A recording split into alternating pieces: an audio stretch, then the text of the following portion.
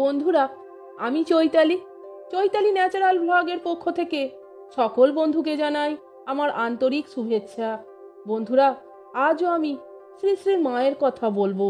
আজকের আলোচ্য বিষয় হলো শ্রীমা গৃহ শান্তি এবং পারিবারিক জীবনে সুখের জন্য কি বলেছেন। হ্যাঁ বন্ধুরা, ভিডিওটা আপনারা সম্পূর্ণ দেখুন এবং শুনুন। আশা করি শ্রী শ্রী মায়ের সম্পর্কে অনেক কিছু কথা আপনারা জানতে পারবেন।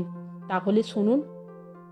শ্রীমা গৃহ শান্তি এবং পারিবারিক সুখের জন্য কিছু গুরুত্বপূর্ণ উপদেশ দিয়েছেন।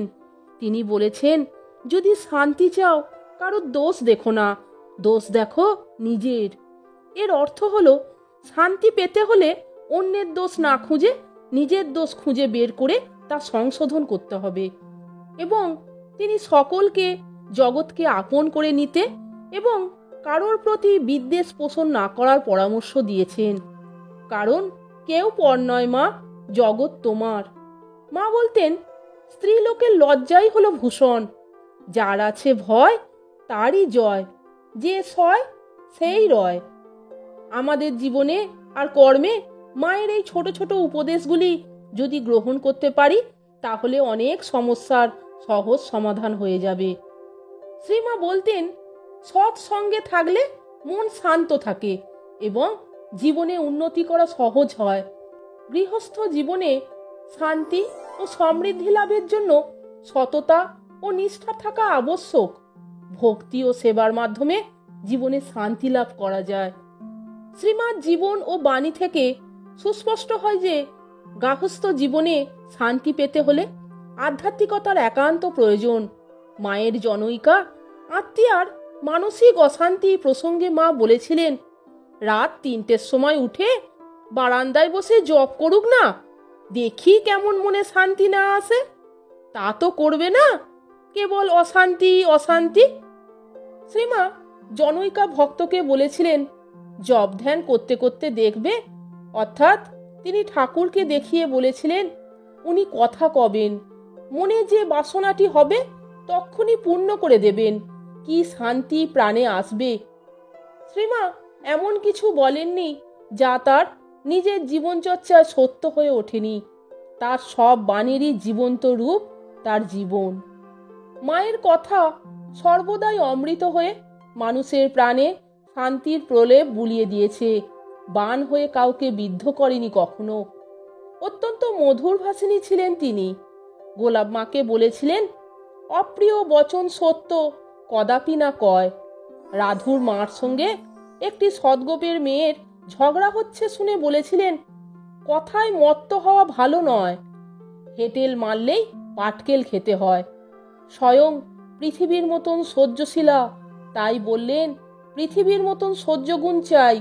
পৃথিবীর উপর কত রকমের অত্যাচার হচ্ছে, অবাধে সব সইছে, মানুষেরও সেই রকম চাই। সংসারে থাকতে হয় 10 জনকে নিয়ে, 10 জনকে নিয়ে মানিয়ে চলতে হলে সহনশীলতার একান্ত প্রয়োজন। শ্রীমা তাই বলেছেন, সহ্যের সমান গুণ নেই। নলিনী দেবীর সঙ্গে সুবাসিনী দেবীর ঝগড়ার কথা জানতে পেরে চিঠিতে লিখেছিলেন, সময়ে সবই সহ্য করতে হয়, সময়ে ছাগলের পায়েও ফুল দিতে হয়। শ্রীমা বলতেন, সংসারে কেমন করে থাকতে হয় জানো? যখন যেমন তখন তেমন, যাকে যেমন তাকে তেমন, যেখানে যেমন সেখানে তেমন। গৃহী জীবনের প্রতি মুহূর্তের পথ নির্দেশক মায়ের এইসব বাণী। শ্রীমার মতে মানুষেরা কোনো কিছু ভাঙতে আসেন না। সমাজ যেমন, সমাজকে তারা তেমনভাবেই গ্রহণ করে ধীর কিন্তু নিশ্চিতভাবে তাকে প্রভাবিত করেন। শ্রীমাকে তাই দেখা যায় দেশাচার, লোকাচার ও প্রচলিত বিশ্বাসগুলিকে তিনি যথাসম্ভব মেনে এসেছেন। রাধুর অসুখের সময় তাকে মাদুলি পরিয়েছেন, দেবতার উদ্দেশ্যে মানত করেছেন। তান্ত্রিক সাধকের দৈব বিধানকে সরল অন্তরে বিশ্বাস করেছেন, ব্রাহ্মণকে শ্রদ্ধা ভরে প্রণাম করেছেন। অর্থের প্রতি সম্পূর্ণ নিরাসক্ত হয়েও পয়সাকে লক্ষ্মীবোধে মাথায় ঠেকিয়েছেন। চলার সময় ভুল করে ডান পা বাড়িয়ে ফেললে সংশোধন করে নারী সুলভ সংস্কার অনুযায়ী বাঁ পা বাড়িয়েছেন। সাধু সন্তের প্রতি শ্রদ্ধা প্রদর্শন, তাদের সেবা প্রাচীনকাল থেকে ভারতবর্ষের গৃহস্থরা নিজেদের একান্ত পালনীয় কর্তব্য বলে বিশ্বাস করে আসছেন। শ্রীমা সন্ন্যাসী শিষ্যের বসার আসন শ্রদ্ধা ভরে মাথায় ঠেকিয়ে বলেছেন, কত ভাগ্যে গৃহস্থের দরজায় সাধুর পায়ের ধুলো পড়ে। সাধুর আসন তো মাথায় রাখতে হয়। আমরা গৃহী, আমাদের এই তো ধর্ম। শ্রীমা সংসারীদের উপদেশ দিতেন সাধু ব্রহ্মচারীদের বিশেষ সমীহ করে চলতে। কোয়ালপাড়ায় এক ব্রহ্মচারীর পিঠে মায়ের এক শিষ্যার কাপড়ের আঁচল লেগে গেলে মা বিরক্ত হয়ে বলেছিলেন, কি গো, ছেলে আমার সামনে বসে লিখছে, ব্যাটা ছেলে, তোমার একটু হুঁশ নেই? ওর পিঠে আঁচল লাগিয়ে যাচ্ছ।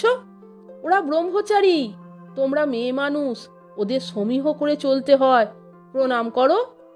শ্রীমা সাধুদের সম্বন্ধে বলেছেন, তাদের কোনো কথায় বা মনের ভাবে গৃহস্থের অমঙ্গল হতে পারে, তা তুমি জানো না? তাদের দেখলে ভক্তি করতে হয়, কোনো জবাব করে অবজ্ঞা দেখানো উচিত নয়। মায়ের শিষ্টাচার ও সৌজন্যবোধ অতুলনীয়।